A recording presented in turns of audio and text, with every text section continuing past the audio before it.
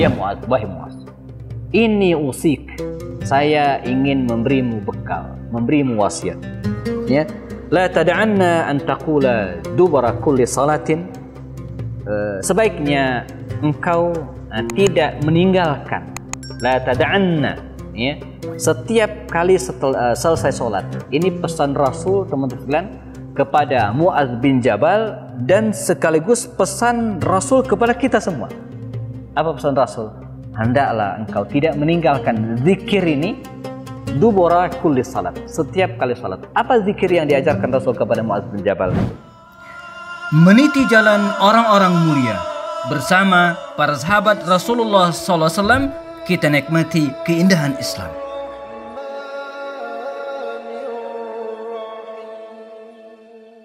Assalamualaikum warahmatullahi wabarakatuh. Alhamdulillah, assalatu wassalamu ala Rasulillah wa ala alihi wa sahbihi wa mawalah. Rabbi shrah li sadri wa yassir li amri wahlul 'uqdatan min lisani yafqahu qawli. Suatu saat Umar bin Khattab radhiyallahu anhu berselisih paham dengan Mu'adz bin Jabal, tokoh yang akan kita bicarakan pada kesempatan kali ini. Dan ini menjadi bukti bagaimana para sahabat sungguhnya pun mereka, ya, berselisih pendapat antara satu dengan yang lain. Dan ini hal yang biasa, ya, bahwa setiap orang punya latar belakang yang berbeda, setiap orang punya pendidikan yang mungkin berbeda, setiap orang juga punya asal daerah yang berbeda, yang sangat memungkinkan kita berbeda pendapat, ya. Dan disinilah kita belajar tentang ketawaduan, ya, tentang kerendah hatian, ya, menerima dan kemudian ia menghadapi perbedaan tersebut.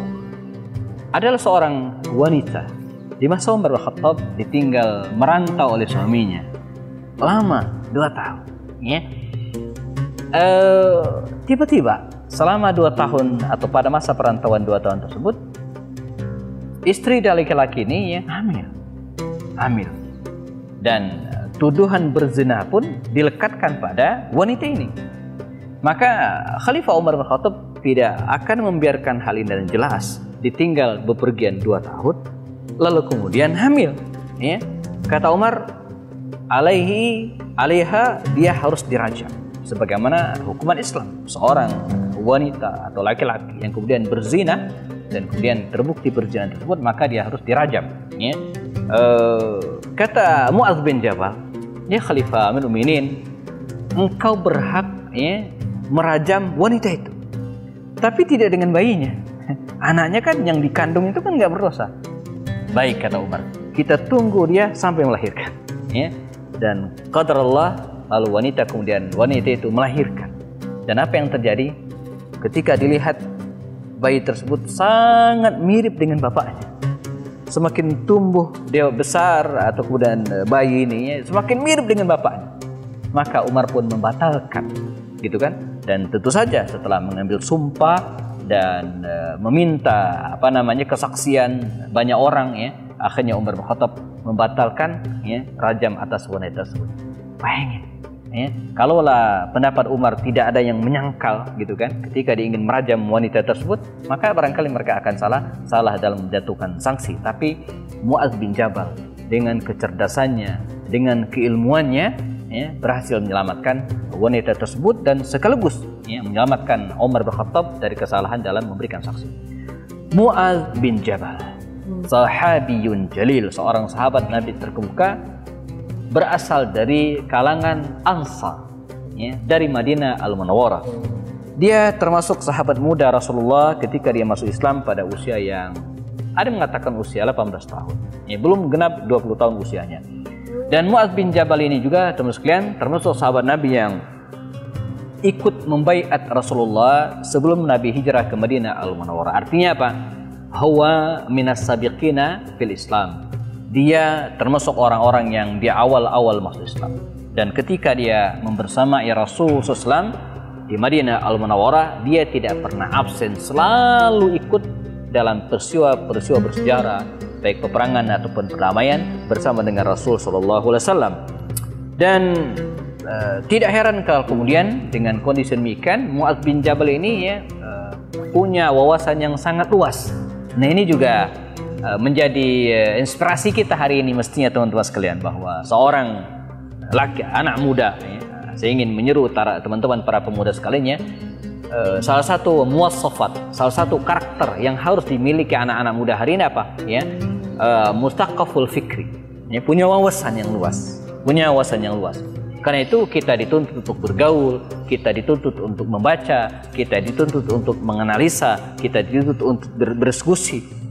Jangan kemudian tidak mesti misalnya Anda sebagai alumni sebuah pesantren misalnya, lalu kemudian hanya paham tentang ilmu agama saja, tidak. Harus memiliki ilmu pengetahuan yang lain juga. Atau sebaliknya, Anda alumni bukan pesantren, lulusan perguruan tinggi umum, tidak kemudian menjadi awam dengan ajaran-ajaran Islam itu sendiri. Mustaqaf wal fikri, punya wawasan yang luas. Ini keteladanan yang bisa kita ambil dari seorang Mu'adz bin Jabal radhiyallahu anhu. Mu'adz bin Jabal juga dikenal juga sebagai orang yang sangat dicintai oleh Rasul SAW. Bahkan Nabi sendiri mengatakan hal itu. Bayangin, bukan kata orang, bukan disampaikan oleh sahabat Nabi yang lain, tapi Rasul sendiri. Ya Mu'adz, wallahi inni la uhibbuk. Wahai Mu'adz, kata Rasulullah SAW, wallahi, Nabi bersumpah. Ini lagi-lagi Nabi menegaskan dengan kata-kata taukid dalam bahasa Arab, ini la uhibbuk, bukan uhibbuk, tapi la uhibbuk, sungguh mencintai. Ini juga sunnahnya teman-teman sekalian. Jadi kalau kita mencintai seseorang, apalagi orang-orang dekat dengan kita, maka rasa cinta, perasaan sayang kita itu harus ditampakkan, harus ditunjukkan, harus disampaikan. Maka jangan ragu-ragu untuk mengucapkan kepada istri kita, inni la uhibbuk. Jangan hanya ngucapin inni uhibbuk, makanan apa enggak, saya mencintaimu, baik dengan ucapan maupun dengan perilaku, dengan tindakan, dengan memberikan hadiah, dengan senyuman. Ketika kita menyayangi seseorang, apalagi orang dekat kita, itu harus ditampakkan. Kata Rasul apa? Ya Mu'adz, wallahi inni la uhibbuk, sungguh saya mencintaimu. Apa kata Mu'adz bin Jabal juga? Bi abi anta wa ummi ya Rasulullah, wallahi inni la uhibbuk. Maka dia mengatakan, ibuku dan ayahku yang menjadi tebusannya ya Rasulullah. Beliau mempertaruhkan nyawa ayah dan ibunya. Wallahi inni la uhibbuk, saya juga mencintaimu ya Rasulullah. Lalu Rasulullah kemudian memberikan wasiat, memberikan bekal, dan ini pelajaran juga bagi kita para orang tua, yang para guru, para pendidik, para ustadz. Jangan ragu-ragu memberikan pesan, nasihat, advice kepada adik-adik kita, kepada anak-anak kita, kepada peserta didik kita. Sebagaimana Rasul juga memberikan wasiat kepada para sahabat. Apa pesan Rasul SAW? Ya Mu'adz, wahai Mu'adz, ini usik, saya ingin memberimu bekal, memberimu wasiat. La tada'anna an taqula dubara kulli salatin. Sebaiknya engkau tidak meninggalkan. La tada'anna, setiap kali selesai sholat. Ini pesan Rasul teman-teman sekalian kepada Mu'adz bin Jabal, dan sekaligus pesan Rasul kepada kita semua. Apa pesan Rasul?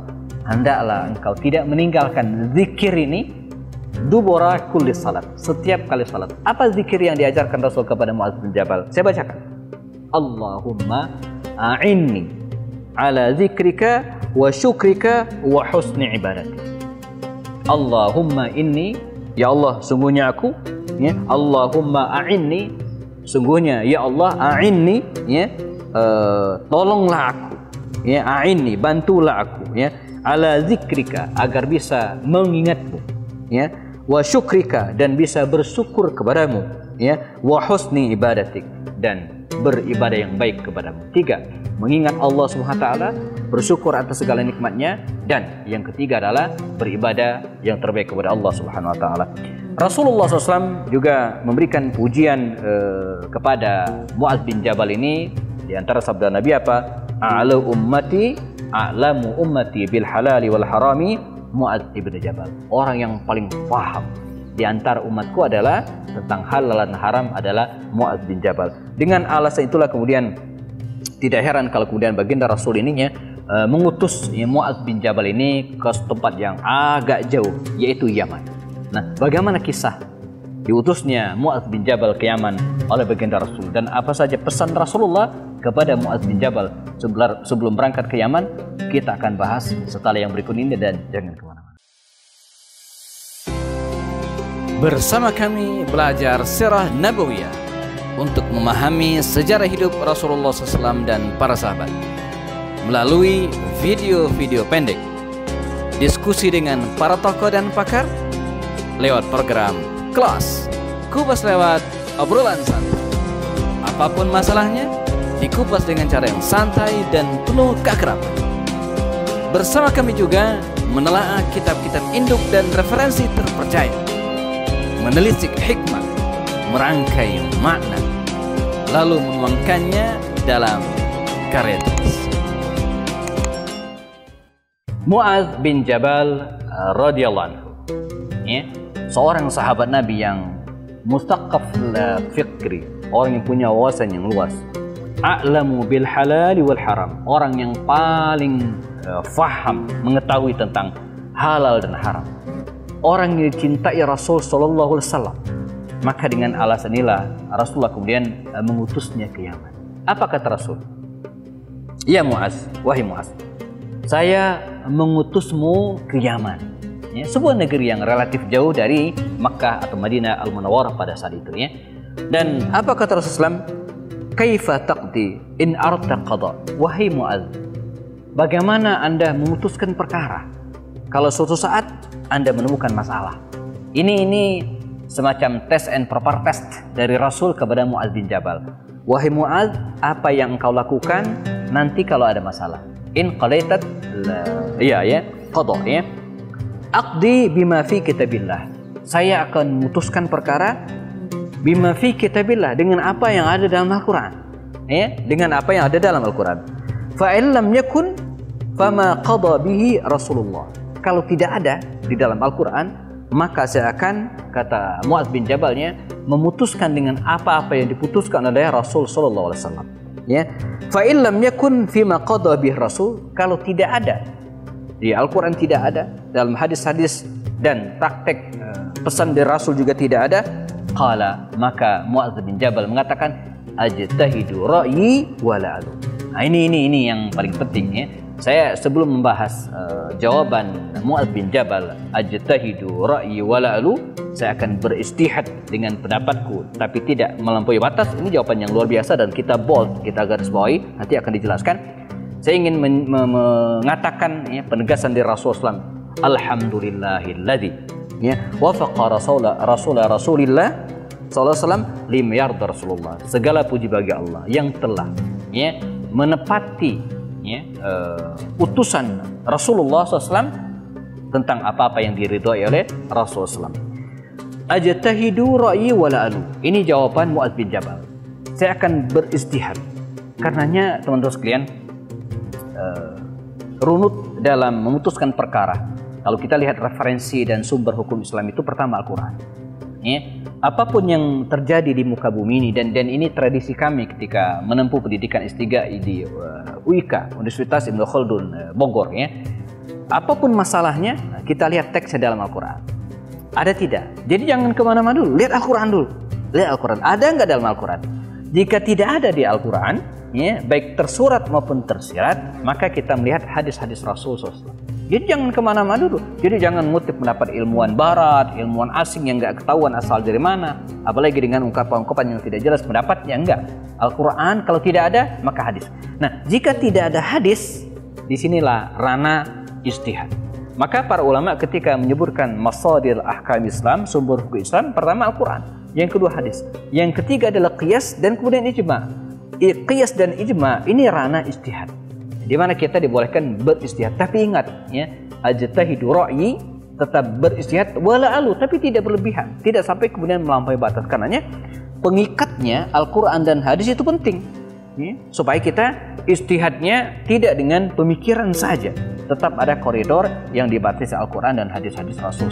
Ajtahidu ra'yi wala alu. Inilah teladan dari seorang Mu'adz bin Jabal radhiyallahu. Dan hal yang menarik juga bahwa sebelum dia pergi ke Yaman, Rasulullah pernah berpesan kepadanya yang mengatakan bahwa, ya Mu'adz, innaka asa alla talqani ba'da ami hadha.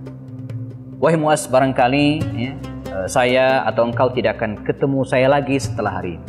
Ya. Wala'allaka tamurru bi masjidi hadza wa qabri. Dan mungkin saja suatu saat engkau hanya menemui masjidku dan kuburku saja. Dan betul saja, alhamdulillah, itulah pesan terakhir Rasulullah kepada Muaz bin Jabal, dan setelah itu dia tidak bertemu Rasulullah. Maka para ulama mengatakan di antara ciri detik-detik dekatnya ya, ajal Rasulullah adalah ketika diberpesan kepada Muaz bin Jabal bahwa Rasulullah memungkinkan tidak bersua lagi dengannya. Muaz bin Jabal diberikan karunia usia yang panjang oleh Allah sampai pada pemerintahan ya, Umar bin Khattab. Dan pada pemerintahan Umar bin Khattab ada musibah besar yang melanda Syam dan wilayahnya, yaitu wabah Ta'un. Pada masa inilah banyak sekali para sahabat yang syahid, meninggal. Ada Abu Ubaidah bin Jarrah, kemudian beberapa sahabat Nabi yang lainnya, dan di antara yang meninggal itu adalah ya, Muaz bin Jabal. Beliau meninggal dunia pada masa pemerintahan Umar bin Khattab ya, di sekitar awal tahun 18 Hijriah pada usia belum genap atau sekitar usia 40 tahun, belum terlalu lanjut usianya, meninggal dalam wabah Ta'un. Dan Rasulullah menjamin barang siapa yang meninggal ya, dalam wabah Ta'un ini sabiran, dengan penuh kesabaran dan tidak kemana-mana di rumahnya, maka mendapatkan pahala mati syahid. Walaupun dia tidak meninggal di medan peperangan, tapi Rasulullah memberikan syarat bahwa orang-orang seperti ini meninggal dalam keadaan syahid. Semoga Allah merahmati Muaz bin Jabal dan para sahabat Nabi yang lainnya, dan Allah mempertemukan kita dengan mereka di jannahnya nanti insyaallah. Kita ketemu lagi pada seri berikutnya. Assalamualaikum warahmatullahi wabarakatuh.